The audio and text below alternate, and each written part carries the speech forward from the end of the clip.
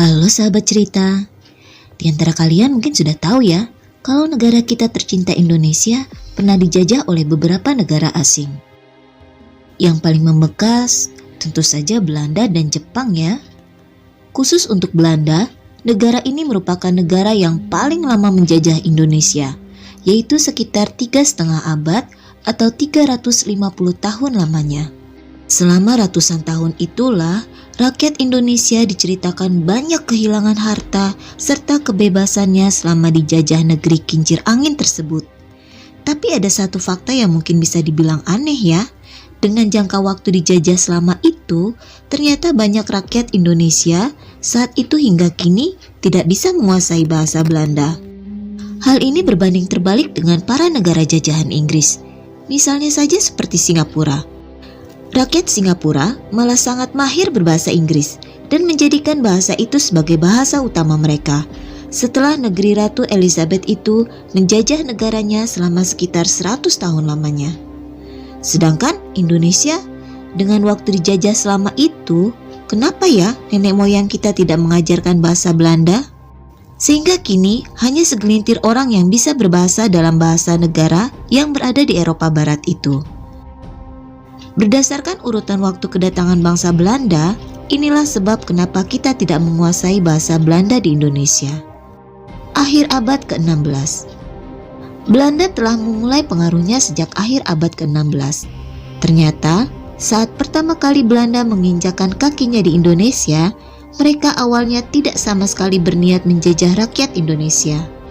Ketika pertama kali mendarat di Indonesia, tepatnya di Banten pada tanggal 23 Juni 1596, 4 buah kapal yang berisi pasukan Belanda awalnya hanya bertujuan untuk berdagang rempah-rempah yang dibeli di Indonesia, lalu membawanya untuk dijual kembali di Eropa. Mereka juga mendirikan Kongsi Dagang Hindia Timur Belanda atau VOC, sebuah perusahaan perdagangan dengan kantor pusat di Batavia. Pada zaman VOC ini, bahasa Belanda tidak pernah dipakai sebagai bahasa pergaulan atau bahasa pengantar dalam urusan perdagangan saat itu. Mereka memilih memakai bahasa Melayu. Hal inilah yang menjadi salah satu sebab tidak berkembangnya bahasa Belanda di Nusantara. Selain itu, walaupun saat itu para orang tua disebut paham dengan bahasa kolonial, namun mereka ternyata tetap berbahasa Indonesia atau berbahasa daerah mereka kepada anak-anaknya.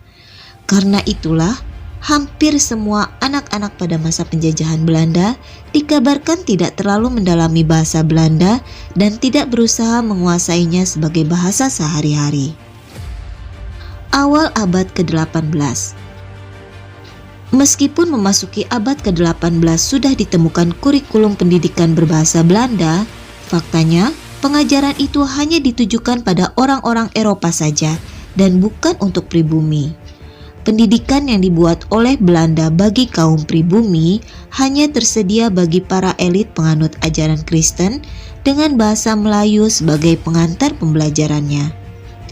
Di sisi lain, sekolah-sekolah Kristen Belanda telah masih membumikan bahasa Melayu ketimbang bahasa Belanda sebagai pengikat persatuan pribumi antar suku maupun antar pulau.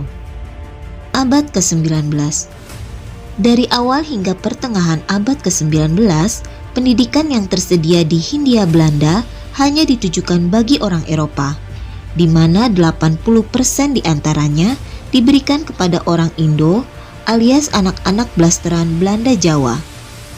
Para anak Indo ini menganggap bahwa bahasa Belanda hanya sebagai formalitas belaka dalam sekolah untuk mengenal bahasa ayah mereka yang memang merupakan bangsa Belanda.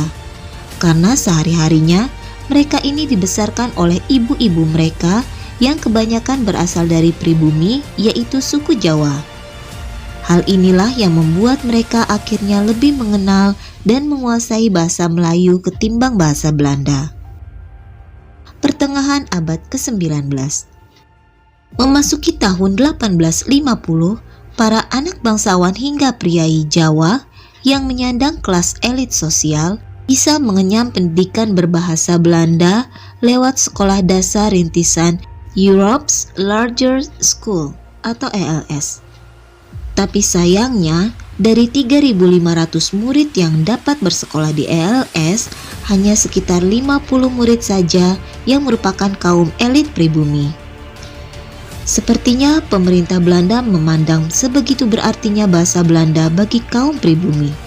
Bisa jadi mereka juga takut apabila banyak pribumi yang menguasai bahasa Belanda akan berdampak pada kelangsungan penjajahan mereka di tanah air, sehingga mereka membatasi bahasa Belanda agar tidak dipahami apalagi dikuasai oleh kaum pribumi.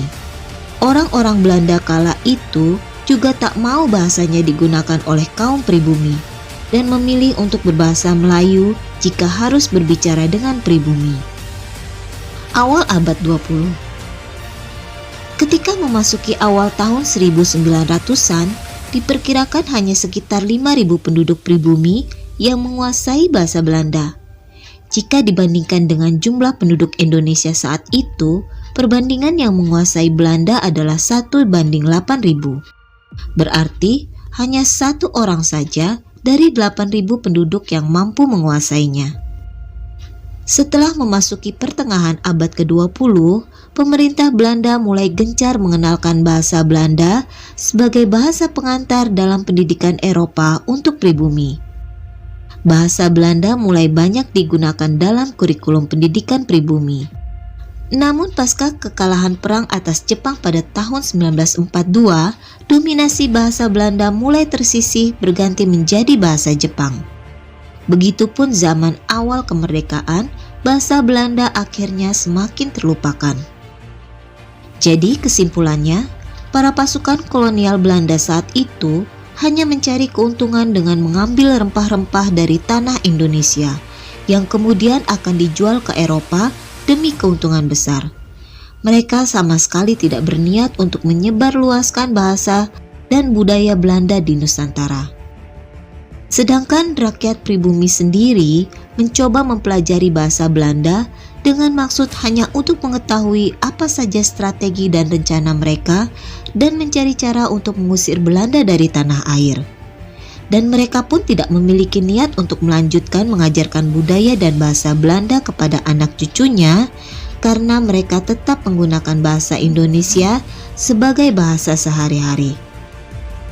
Oke, sekarang kalian sudah tahu kan alasan kenapa bahasa Belanda tidak berkembang di Indonesia. Saksikan video menarik lainnya dari Wahana Cerita ya. Jangan lupa untuk share, like, subscribe cerita ini kalau kalian suka ya. Sampai jumpa.